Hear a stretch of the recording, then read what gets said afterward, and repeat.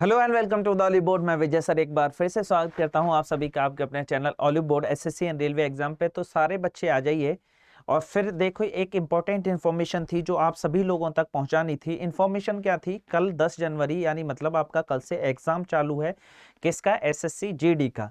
और जैसा कि आपको पता है, एसएससी जीडी में काफ़ी हमारे स्टूडेंट ऐसे रहे हैं जो उनकी कॉल आती है, कमेंट आती है, पूछते हैं कि भैया आखिरी टाइम पे क्या करना चाहिए। तो उनके लिए सिर्फ मैं ज़्यादा वक्त नहीं लूँगा, सिर्फ 5 मिनट का ही सेशन रहने वाला है। तो गौर से देखिए बेटा, एक चीज़ होता है पीपीपी मॉडल। ये क्या है मैं बताऊंगा। पीपीपी, 3 पी का ध्यान रखना, बस आपका काम हो जाएगा। आप बोलोगे भैया ये क्या चीज़ है? सबसे पहले तो आप जाओ, सबसे पहले क्या करना है बेटा? प्लान करना है आपको। प्लान कैसे करना है आपको पता ही है बेटा। आपके 4 सेगमेंट आएंगे वहां पे। मैथ का, दूसरा है आपका रीजनिंग का, तीसरा होगा आपका जीके जीएस का जिसमें करंट अफेयर भी शामिल होगा, और चौथा हो जाएगा आपका इंग्लिश या हिंदी में से एक रहने वाला है।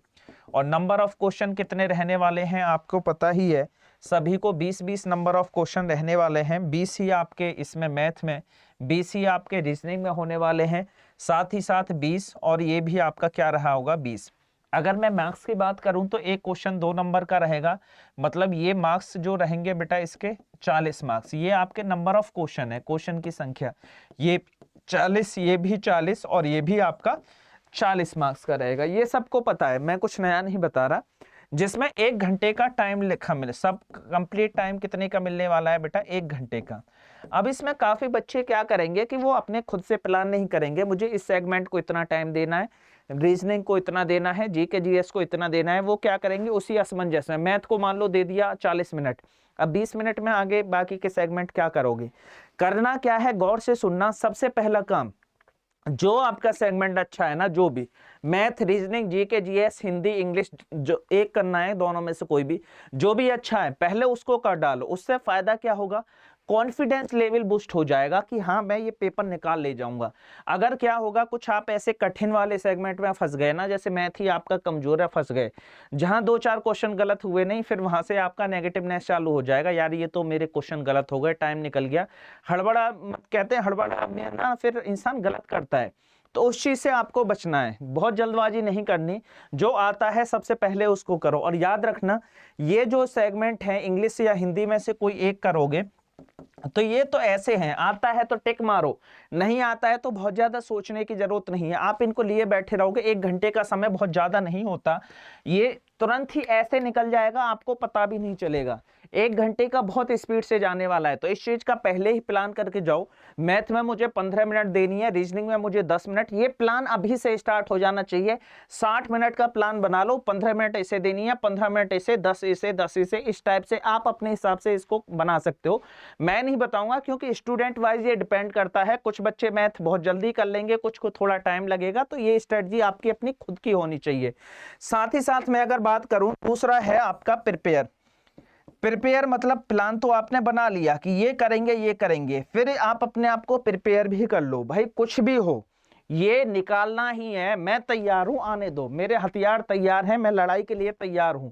ये एक तरह से बेटा एग्जाम क्या होता है, जंगी तो होती है। इतने सारे स्टूडेंट में अपने आप को बेटर दिखाना, अपने आप को अच्छा दिखाना, क्या है एक तरीके से जंगी तो है कि भैया किस तरीके से दिखाओगे। अब हर इंसान चाहता है मैं अच्छा दिखूं, मैं, लेकिन उस रेस में अच्छा कौन दिखेगा? जिसकी स्ट्रेटजी अच्छी होगी, जो अपना रिप्रेजेंटेशन अच्छा कर पाएगा। नॉलेज जो होती है ना सबको बराबर होती है, किसी का सिलेक्शन हो रहा है और किसी का नहीं रह रहा। बाउंड्री लाइन से 1 नंबर इधर उधर, 1 नंबर से सिलेक्शन हो जाता है, 1 से रह जाता है। अब ऐसा थोड़ी है उसको कम आता है, लेकिन उसके पास कुछ चीजें एक्स्ट्रा थी, आपसे एक्स्ट्रा थी, जो वो कर पाया।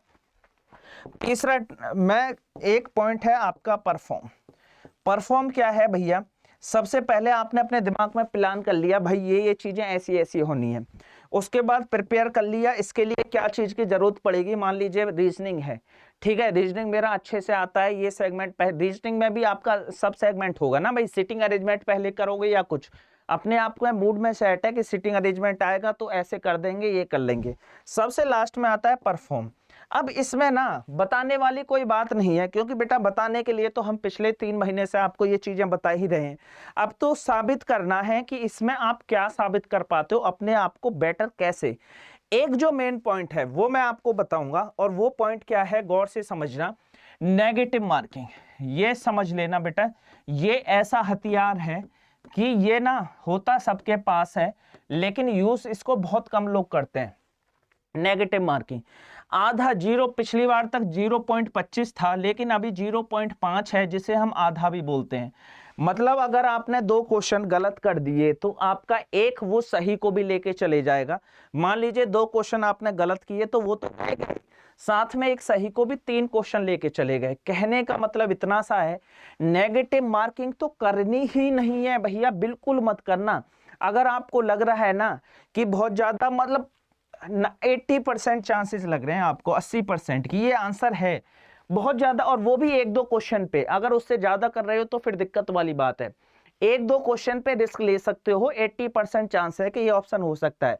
बहुत ज्यादा इच्छा से, अंदर से इच्छा हो रही है, मतलब ये कि ना इसको लगाए दे रहे हैं, तो 1-2, अगर उससे ज्यादा किया ना तो बेटा समझ लेना रिजल्ट देखने की जरूरत नहीं है, आप समझदार हो। मैं ऐसा क्यों बोल रहा हूं, क्योंकि रिजल्ट प्रीडिफाइंड आपको समझ में आ जाएगा, पहले ही पता चल जाएगा कि भैया ये चीज है।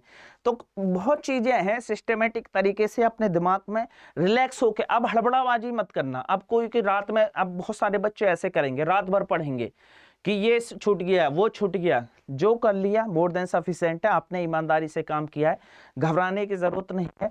सिलेक्शन आप जैसे बच्चों का ही होता है, ऐसा नहीं है कोई दूसरे ग्रह से बच्चे आते हैं। जब आपने ईमानदारी से काम किया है, औरों से अच्छा पढ़ा है, सब ऐसे ही। अक्सर हमको लगता है कि यार तूने कम पढ़ा है, ये आपको नहीं, ये सबको ही लगता है। लेकिन जो पढ़ा है ना उसमें कॉन्फिडेंट हो, यार आन दो मैं निकाल दूंगा, कॉन्फिडेंस का खेल है। कॉन्फिडेंस अगर रहा ना एग्जाम में, तो फिर मैं गारंटी दे रहा हूं आपको कोई भी पीछे नहीं कर सकता। कॉन्फिडेंस का खेल है, कॉन्फिडेंस बूस्ट अप रखना। अगर मान लो 2-4 क्वेश्चन गलत हो गए ना, तो कुछ लोगों को क्या होता है, एग्जाम में जाते ही पसीने आ जाते हैं, क्या हम उस चीज का क्या रिजल्ट निकलेगा, बेटा अपना लॉस करोगे। बस कॉन्फिडेंस रखना कि हाँ ये मैं कर दूंगा, मैं करूंगा और मैं ये करके दिखाऊंगा। 3 चीजें याद रखना बेटा, सिलेक्शन आपके हाथ में होगा, ये मैं लिख के दे सकता हूँ स्टैम्प पेपर पे, ठीक है। यही इंपॉर्टेंट इन्फॉर्मेशन थी, नेगेटिव मार्किंग मत मानना।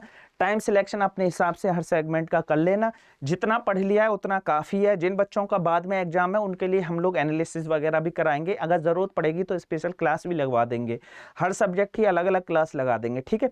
ये एक इंपॉर्टेंट इन्फॉर्मेशन थी जो आप लोगों तक, सब लोगों तक पहुंचानी थी हमें। बाकी का टेंशन लेने की जरूरत नहीं है, आप अच्छा कर रहे हो, ईमानदारी के साथ जाओ, रिलैक्स। साथ ही साथ अपना कोविड की जो गाइडलाइन वगैरह एडमिट कार्ड पे इंस्ट्रक्शन दी हुई है, पेन पेंसिल वगैरह अपना खुद से प्रॉपर तरीके से ले जाना। एग्जाम टाइम पे क्या होता है कि वहां पे चीजें नहीं मिलती, आसपास लोग भटकते हैं, फिर शॉप देखते हैं, वो कहीं ना कहीं एक नेगेटिव जाता है, ठीक है। चलिए, तो मुझे उम्मीद है प्यारे बच्चों ये बात बहुत अच्छे से समझ में आई होगी। मिलते हैं नेक्स्ट वीडियो में। अगर फिर भी किसी बच्चे का कोई कमेंट हो नीचे कमेंट बॉक्स में डाल देना, मैं उसका रिवर्ट कर दूंगा, ठीक है। चलो आज के सेशन को बेटा समाप्त करते हैं, मिलते हैं नेक्स्ट वीडियो में। तब तक के लिए जय हिंद, जय Bharat and all the best for your exam. Thank you.